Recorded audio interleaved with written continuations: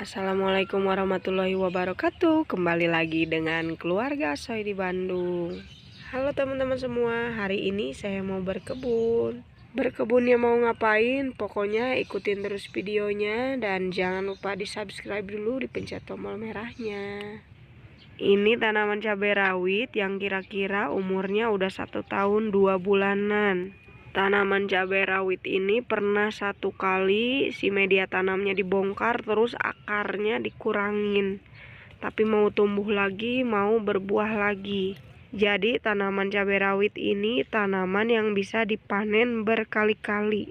Umurnya juga bisa kuat lebih dari setahun, malahan mungkin lebih dari 2 tahun.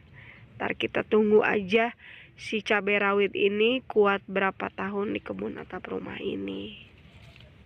Nah, ini media tanamnya jarang banget saya bersihin. Kadang suka dicabut-cabut aja tapi tumbuh-tumbuh lagi gulma kayak gini. Ini sebenarnya waktu itu ada 5 pohon, cuma saya jual-jualin. Sisalah 2 pohon ini. Ini masih produktif, masih mau berbuah. Apalagi cabai rawit masih mahal ya teman-teman di pasar harganya. Tanaman cabai rawit ini sering banget ngalamin yang namanya pucuk mengkerut. Daunnya pada mengkerut. Nah, itu kenapa teman-teman? Biasanya selain terkena hama, pucuk mengkerut itu gara-gara pH tanahnya nggak normal. Jadi tanaman cabai rawit itu salah satu tanaman yang harus rajin dipupuk, dirawat 1 minggu 1 kali, nggak boleh enggak. Biasanya kalau kurang nutrisi udah deh si pucuknya mengkerut. Nah, ini udah beres si tanaman cabai rawitnya, si gulma-gulmanya udah dibuangin, dan ini daunnya udah kuning-kuning gini. Ini wajib banget buat di pruning biar nanti keluar lagi si cabai rawit yang baru. Terus media tanamnya tinggal tambahin media tanam baru atau enggak kompos dedaunan sama kompos kohe yang udah kecampur, yang udah jadi tanah. Udah deh, nanti keluar lagi buah cabai rawit yang baru. Botakin semuanya teman-teman. Nah, kalau pohon yang ini tinggal sisa cabai rawitnya 4 biji doang. Ini udah bisa di pruning. Dan kalau pohon yang ini cabai rawitnya masih banyak. Ini cabai rawit jenis domba. Kalau biasanya saya bilangnya jenis domba. Nggak tahu ini nama jenisnya itu jenis cabai rawit apa. Ini waktu itu benihnya bawa langsung dari pasar, dari cabai yang tua, yang kering. Ditabur aja dan ternyata jadi seperti ini. Nah teman-teman, kita lanjut. Saya mau panen sedikit rempah-rempah, jadi ikutin terus videonya. Petiknya nggak usah banyak-banyak, dikit aja buat masak.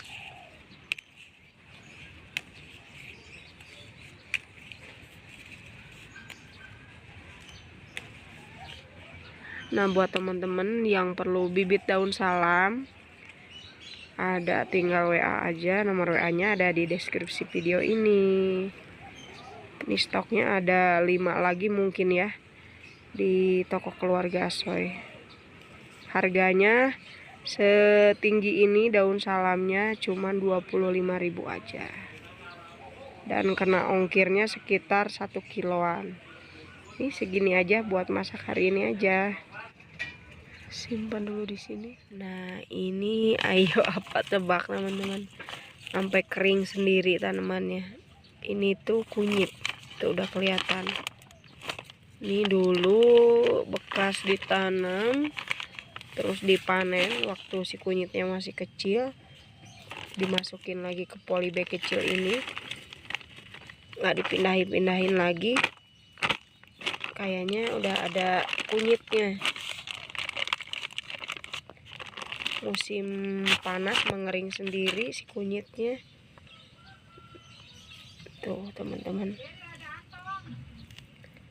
walaupun di polybag kecil tapi ada kunyitnya. Kita lihat ada berapa kunyitnya.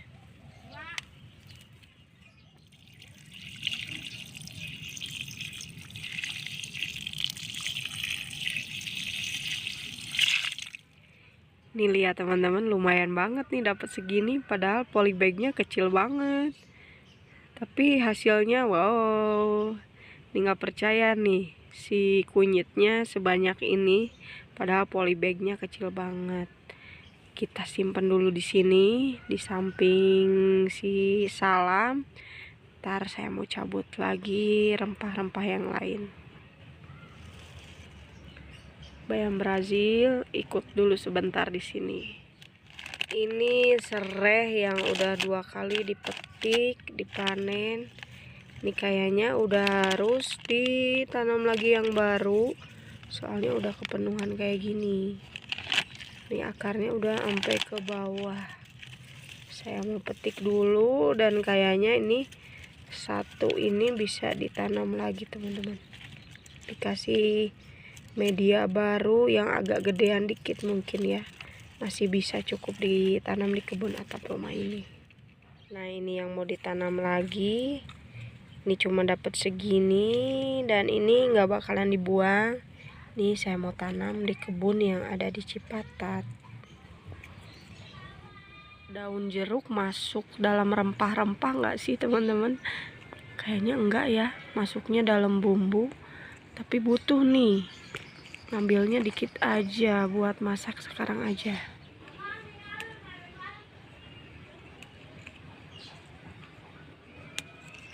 Udah cukup segini aja teman-teman.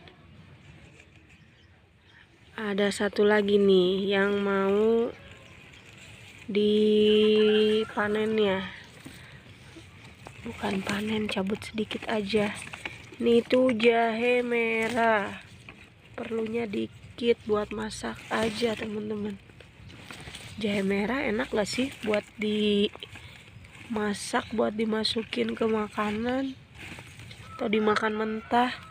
Kalau dimakan mentah saya sering jahe itu teman-teman, bikin lalaban.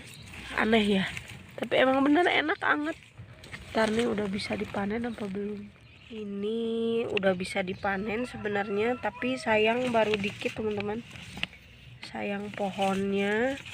Ini rencananya mau nanti diperbanyak dulu supaya nanti bisa banyak di kebun atap rumah ini, sama nanti saya mau pindahin sebagian ke kebun yang ada di Cipatat. Jadi untuk jahe merahnya nggak dipanen dulu teman-teman. Nah teman-teman, tadi di awal video udah rapihin si tanaman cabe, si gulma-gulmanya sama daun kuning yang mengeringnya udah dicabutin. Dan ini tadi panen daun salam, kunyit, serai, sama daun jeruk. Ini masuk rempah-rempah. Kalau misalkan daun jeruk kayaknya masuk ke dalam bumbu ya teman-teman. Nah kebun ini kecil, ukurannya 3x4, tapi bisa nanam rempah-rempah. Walaupun emang hasilnya nggak banyak, tapi ini bermanfaat daripada harus beli ke pasar. Ini apalagi daun jeruk nih, butuh banget kalau setiap masak. Daun salam, ya udah ini semuanya kepake buat masak, nggak ada yang kebuang. Nah buat teman-teman yang punya lahan sekecil apapun, bisa ditanami tanaman yang bermanfaat yang bisa dimakan. Contohnya seperti kebun atap rumah ini yang luasnya cuma 3x4 meter, tapi bisa ditanami buah, sayur, rempah-rempah bumbu kayak gini. Semoga teman-teman yang udah ngeliat vlog saya, yang punya lahan sekecil apapun di rumahnya mau berkebun, videonya cukup sampai di sini, dan sampai jumpa di video berikutnya. Dah teman-teman.